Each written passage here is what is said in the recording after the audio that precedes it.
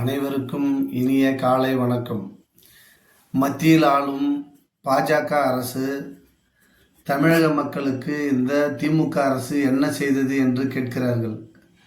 முதலமைச்சரின் காலை உணவு திட்டம் என்ன ஒரு திட்டம், சிறப்பான திட்டம்.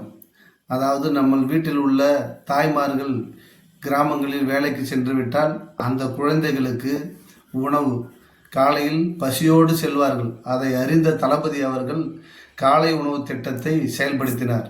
மாவட்டந்தோறும் நூலகம் சாதாரண விஷயம் இல்லை. இது நீங்கள்லாம் கேட்கலாம், என்னங்க கிராமத்தெல்லாம் ஏற்கனவே கிராம நூலகங்கள் இருக்குது, இப்போ என்ன மாவட்ட நூலகம்லாம் வச்சுருக்கீங்க அப்படின்னு சொல்லிட்டு. இதில் இந்த உலக வரலாறு படிக்கிறதுக்கு அது விலை உயர்ந்த நூல்கள், அதை வாங்கி அதை கிராமந்தோறும் வைக்க முடியாது, ஒரு பாதுகாப்பான சூழ்நிலை இருக்குது. அதனால் மாவட்டந்தோறும் நூலகம்.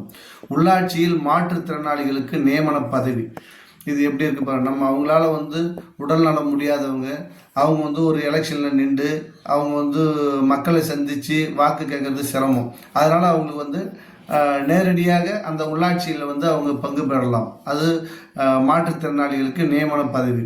விண்வெளி தொழில் கொள்கை, கலைஞர் கைவினைஞர்கள் திட்டம். அந்த திட்டம் எப்படின்னா, குடிசை தொழில் செய்கிறவங்க, பானை செய்கிறவங்க, பாய் முடங்கு, இது போன்ற பல திட்டங்கள் இருக்குது அந்த கைவினைஞர் திட்டம். அதற்கு நிதி உதவியும் அளிக்கிறாங்க. கலைஞர் மகளிர் உரிமை தொகை, அது உங்களுக்கு அது ஒரு சாதாரண திட்டம் இல்லை, உலகத்திலே இது தலை சிறந்த திட்டங்களில் இது ஒன்று. இது தளபதி அவர்கள் அக்கா தங்கச்சிகளுக்கும் தாய்மார்களுக்கும் இது ஒரு மிக மகத்தான திட்டம், மகளிர் உரிமை தொகை திட்டம். நான் முதல்வர் திட்டம், இலவச கல்வி, சமத்துவபுரம்.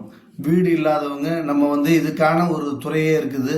நம்ம மாவட்ட ஆட்சியர் அலுவலகத்தில் நம்ம வீடு நிலம் இல்லைன்னா, மண் இல்லைன்னா அவங்க போய் முறைப்படி அதை எழுதி கொடுத்தாங்கன்னா அது தகுதியான நபரை தேர்ந்தெடுத்து சமத்துவபுரத்தில் வீடு ஒதுக்கி தராங்க. இன்றும் அது நடைமுறையில் உள்ளது. வேளாண் கடன் தள்ளுபடி, விவசாயிகளுக்கு இந்த அரசு மானியமாகவும் கொடுக்குறாங்க, அதே போல் கடனும் தள்ளுபடி பண்ணுறாங்க. கட்ட முடியாத சிறு குறு விவசாயிகள் 5 ஏக்கருக்குள்ளே உள்ளவங்களுக்கு கடன் தள்ளுபடி பண்ணுறாங்க. கிராமங்கள் தோறும் நூலகங்கள், அனைத்து சாதியினரும் அர்ச்சகர்கள் ஆகலாம். அது ஒரு சாதாரண விஷயம் இல்லைங்க. முன்னாடிலாம் நம்ம ஊரில் இந்த பிராமணர்கள் மட்டும்தான் அந்த வேலை செய்வாங்க. இப்போ இது இந்த அரசானது, தமிழக அரசு அனைத்து மதத்தினரும் யார் வேணுமோ நம்ம அதை படித்து அந்த நூல்களை படித்து அதை அர்ச்சகராகலாம்னு சொல்லிட்டு அதுக்கு ஒரு தனி ட்ரைனிங்கே கொடுக்குறாங்க. அதுமாதிரி செய்கிறாங்க. மக்களை தேடி மருத்துவம், இப்போ ரொம்ப நம்ம சுகர் இருக்குது, பிபி இருக்குது, கொலஸ்ட்ரால் இருக்குது, இது மாதிரி வயசு முடியாதவங்க அவங்க மருத்துவமனை செல்ல முடியாது. அதனால் அவங்கள தேடியே போயிட்டு வீட்டில் போயிட்டு, இப்போ எங்கள் கிராமத்தெல்லாம் நான் பார்க்குறேன், ரொம்ப மகிழ்ச்சியாக இருக்குது. ரொம்ப உடம்பு நடக்க முடியாதவங்க, வயசானவங்க, ஒரு 70 வயசு 80 வயசு, அவங்களாம் உழைத்து களைப்படைந்தவங்க, அவங்களால முடியாது, நடக்கவே முடியல. அவங்க வீடுகள் தோறும் போயிட்டு அது மாதிரி மருத்துவ உதவிகள்லாம் செய்கிறாங்க, மாத்திரைகள் கொடுக்குறாங்க. ரொம்ப இது ஒரு பெரிய இது. அதே போல் புதுமை பெண் திட்டம், சாதாரண விஷயம் இல்லைங்க. தமிழ்நாடு பெயர் மாற்றம், தகவல் தொழில்நுட்ப கொள்கை, நிலமற்ற ஏழைகளுக்கு விவசாயிகளுக்கு நிலம். அதாவது நம்ம கிராமங்களில் எதுவுமே நிலமே இல்லை, பயிர் வைக்கிறது அவங்க அவங்களுக்கு வேணும்னா இது மாதிரி ஒரு பொது இடத்துல இருக்கிற இடத்த நம்ம முறை பிரகாரம் விஓ கிட்ட நம்ம பதிஞ்சு அது மூலியமாக ஆர்டிஓ டிஆர்ஓ கிட்ட போய் கலெக்டர் மூலியமாக அது நிலமற்ற ஏழைகளுக்கு நிலம். தமிழ் புதல்வன் திட்டம், மகளிர் சுய உதவி குழுக்கள், அது சாதாரண விஷயம் இல்லைங்க. ஒரு மீன் வியாபாரம் பண்ணுறாங்க, ஒரு காய்கறி வியாபாரம் பண்ணுறாங்க, அவங்களுக்கெல்லாம் இந்த அரசு மகளிர்களுக்கு வட்டி இல்லாத கடன் கொடுக்குறாங்க. அதாவது ஒரு 50,000 ரூபாய் முதல் 5,000 முதல் 50,000 வரை அது மாதிரி போய் கொடுக்குறாங்க. இல்லம் தேடி கல்வி, பிள்ளைங்கள்லாம் என்னங்க ஸ்கூலில் தான் சொல்லி தராங்களே, அப்புறம் ஏங்க இவங்க இல்லம் தேடி கல்வி, இது ஒரு ஸ்கீம் என்னங்கன்னு. அதாவது நம்ம கொரோனா காலத்தில் பிள்ளைங்கள்லாம் பள்ளிக்கு செல்ல முடியல, அதனால் அவங்கள இல்லம் தேடி கல்வி மாலை நேரத்தில் ஒரு 5 to 6 5 to 7 அது போன்று அது பண்ணி அதேமாரி செய்கிறாங்க. அதே போல் தமிழ் வழியில் படித்த மாணவ மாணவியர்களுக்கு அரசு வேலையில் 20% அவங்களுக்கு இடஒதுக்கீடு கொடுக்குறாங்க. மற்ற மொழியெல்லாம் நம்ம தமிழ் மொழியிலே ஆரம்பத்திலேருந்து படித்துட்டு வந்தோம். உழவர் சந்தை, நம்ம விவசாயிகள் விளைவிக்கும் காய்கறிகள் பழங்கள் ஆகியவை நம்ம தனியாக ஒரு இது பண்ண தரோம். நமக்கான ஒரு மார்க்கெட்டு, விவசாயிகள் அவங்க போயிட்டு அதில் பயன்படலாம். அது எந்த வரியோ எதுவுமே கிடையாது. அந்த வேளாண் பொருளை கொண்டு போய் அங்கே வச்சு வியாபாரம் பண்ணிக்கலாம். கூட்டுறவு கடன் தள்ளுபடி, சுயமரியாதை திருமணம், பெண்களுக்கு சொத்துரிமை, மிகவும் இது முக்கியமானது.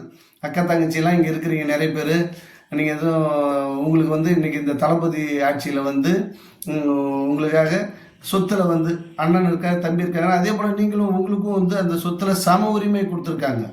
அது வந்து ஒரு சாதாரண விஷயம் இல்லை. இந்த சொத்துரிமைன்றது மிகவும் வந்து ஒரு போற்றுதல் கூடிய விஷயம். இருமொழி கொள்கை, நம்ம வந்து இந்த ஹிந்தி வந்து நம்மளை திணிக்கிறாங்க, நம்ம படிச்சுக்கலாம், அது ஒன்றும் தப்பு கிடையாது. ஆனால் நீ இதை படித்து தான் ஆகணும்னு சொல்லிட்டு இதை கட்டாயமாக வைக்கிறாங்க, அதுமாரி செய்யக்கூடாது. குடிசை மாற்று வாரியம், இது வந்து நம்ம கழகத்தால் இது வந்து உருவாக்கப்பட்டது. இந்த குடிசை மாற்று வாரியம் இந்த இது அதே போல் போக்குவரத்து துறை வந்து அரசுடைமை ஆக்கப்பட்டிருக்கிறது. முக்கியமான விஷயம் இந்த 108 ஆம்புலன்ஸ், இது வந்து சொல்லணும். இது வந்து முக்கியமான திட்டங்களில் இது வந்து ஒரு புத்தாய்ப்பு திட்டம். இது வந்து ஒரு அடிப்படையோட ஏதாவது ஒரு 2 சக்கர வாகனத்திலோ 4 சக்கர வாகனத்திலோ அடிபட்டால் அவங்க உடனே ஒரு 108 கால் பண்ணனா அது வந்து ஒரு சிறப்பான சேவை செய்து வருகிறது. இலவச பேருந்து பஸ் பாஸ் திட்டம் மாணவர்களுக்கு, அதே போல் மகளிர்களுக்கு வந்து இலவசமாக வந்து பேருந்தில் வந்து பயணம் செய்யலாம். கட்டணம் இல்லா பேருந்து ஒரு மிக சிறந்த திட்டம் இது. நில சீர்திருத்த திட்டம், திருமண உதவி திட்டம் போன்ற பல்வேறு திட்டங்களை இந்த திமுக அரசு தமிழக மக்களுக்காக செய்து வருகிறது. இன்னும் சங்கிகளே கேட்டுக்கொள்ளுங்கள். விவசாயிகளுக்கு கடன் தள்ளுபடி செய்திருக்க இந்த அரசு விவசாயிகளுக்கான அரசு. மாணவர்களுக்கு கல்வி கொடுக்கும் இந்த அரசு மாணவர்களுக்கான அரசு. காலை உணவு திட்டம், சின்ன பிள்ளைகளுக்கு அவர்கள் வந்து வீட்டில் வந்து அவங்க தாய் தந்தையர்கள் வந்து வேலைக்கு செஞ்சுட்டு போயிட்டாங்கன்னா அந்த குழந்தைகள் வந்து அரசு பள்ளிக்கூடங்களில் போயிட்டு அவர்கள் காலை உணவு உண்பதற்கு இது குழந்தைகளுக்கான அரசு. இது போன்று இந்த அரசு